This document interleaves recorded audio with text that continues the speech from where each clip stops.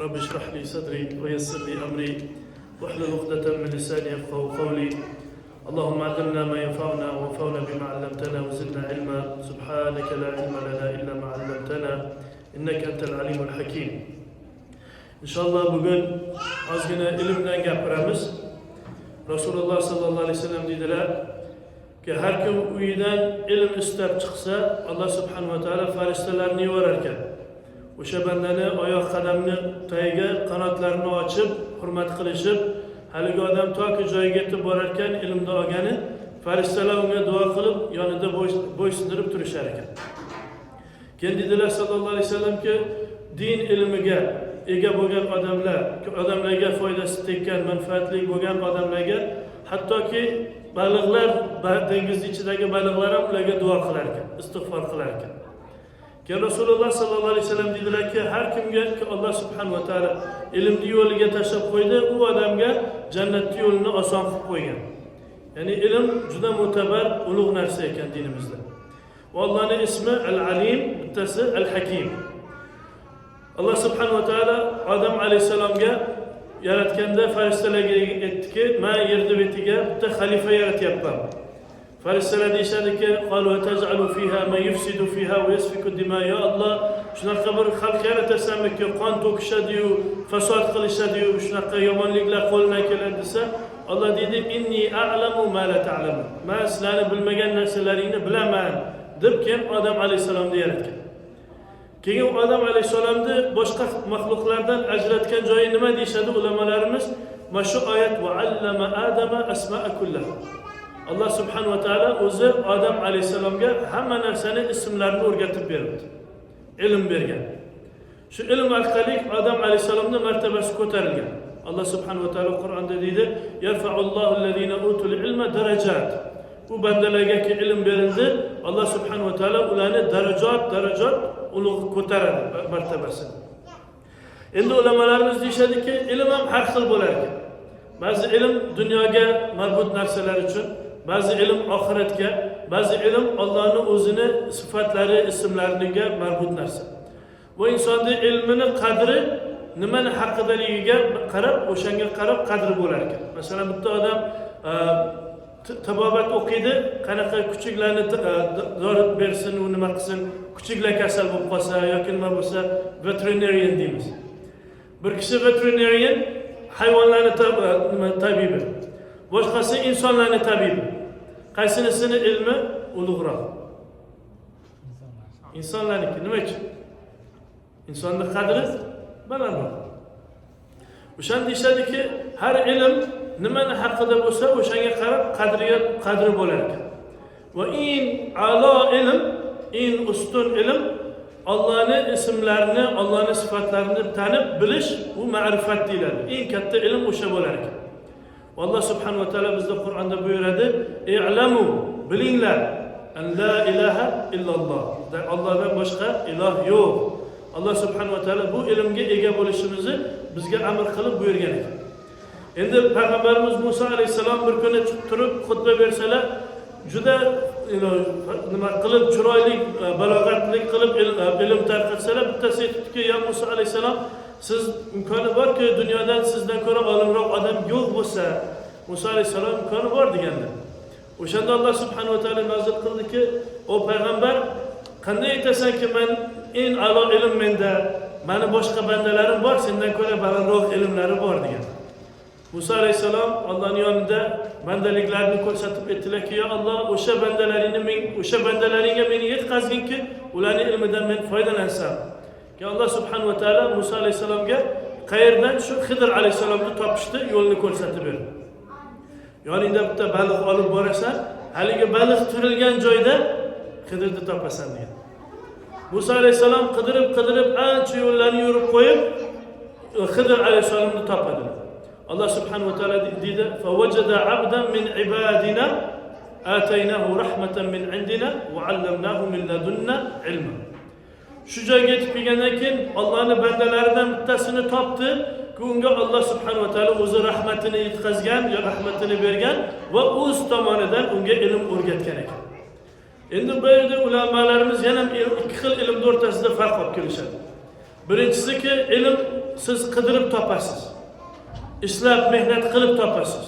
O'qiysiz, nima qilasiz, kechasi kunduzi kitoblarni o'qiysiz, nimalarni lektorlarni eshitasiz, u ilm kasbi ekan. Boshqasi Alloh subhanahu va taolo o'zi bergan ilm, ki siz o'zingiz o'qib topmagansiz, yuragingizdan shunday topilgan. Bu ilm vahbiy ekan, Allohning o'zi bergan. Milladunna ilm, Allohdan berilgan ilm. Keyin u ilm boshqacha ilm bo'lar ekan.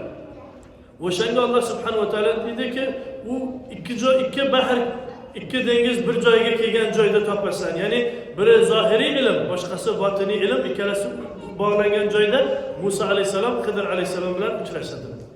Musa alayhisalomda shariat ilmi bor, Xidir alayhisalomda haqiqat ilmi bor.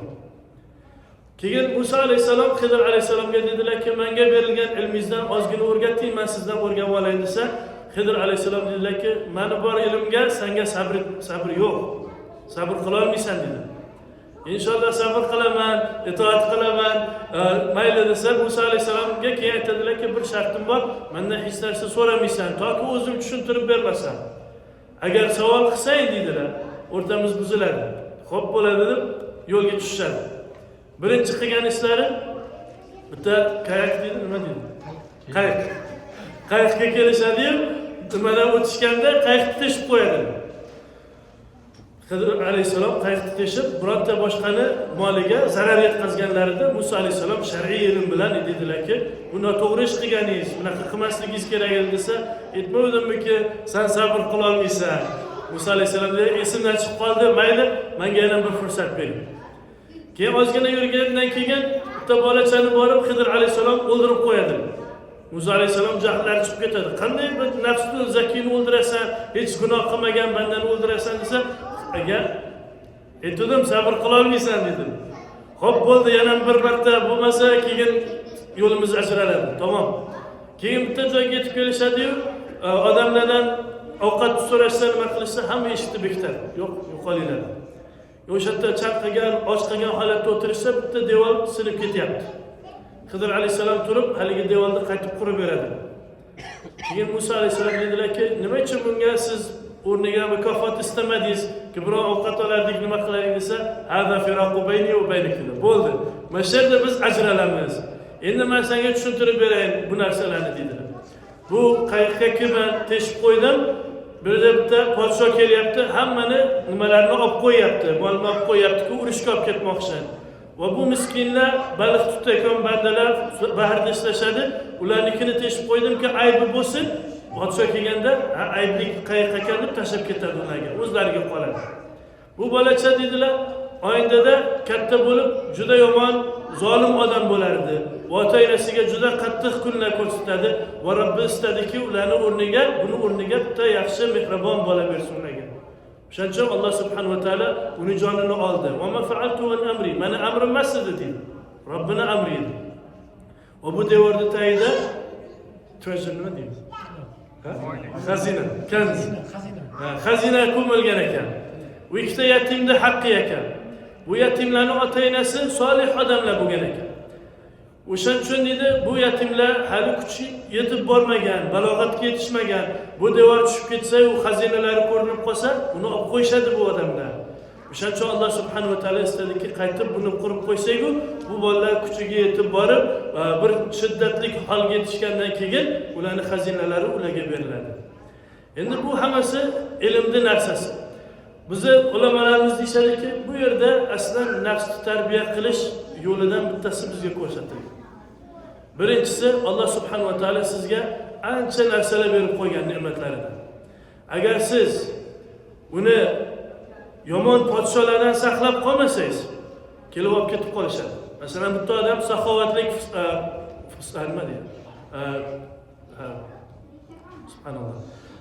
Saxovatlik nimasi bor? Sifati bor, xislati bor. Saxovatlik xislati bor.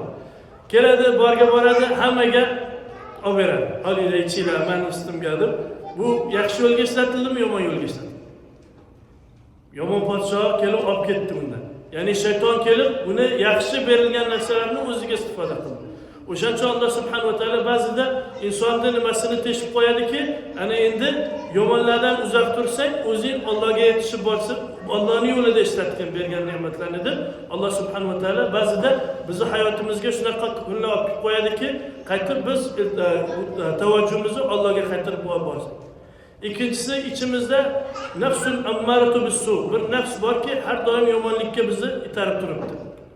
Agar o'z holiga qo'yib qo'ysangiz, katta bo'lsa nima bo'ladi? Katta zolim bo'ladi. Insonlarning haqqini yeydi, boshqalarga zarar yetkazadi.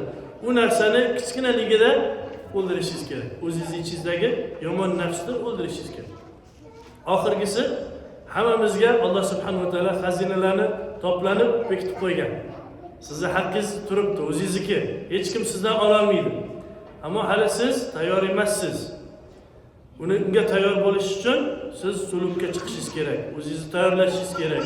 Allohga iltijo qilib, yuragingizni, nafsingizni poklashingiz kerak.